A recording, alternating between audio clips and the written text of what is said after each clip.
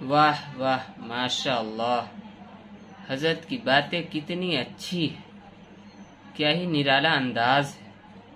انہیں چاہیے تھا کہ دلیل بھی پیش کرتے کہ کیوں انہیں ایسا کرنا چاہیے۔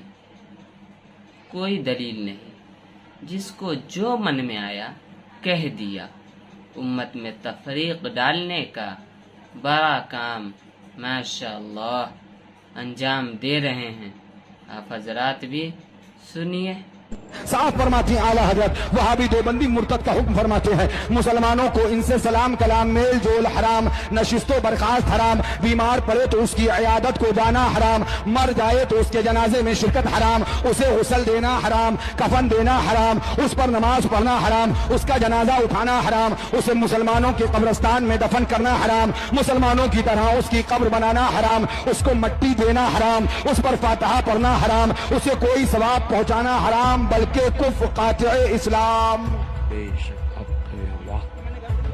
بے شک ماشاءاللہ۔ میں تو پہلے ہی کہتا تھا یار ان کا دھرم کچھ الگ ہے، دکھتے مسلم جیسے ہیں، یہ لوگ کلمہ پڑھ کے مسلمان کیوں نہیں ہو جاتے؟ سوچنا پڑتا ہے، کون سی گالی دینے کا سوچنا پڑتا ہے میرے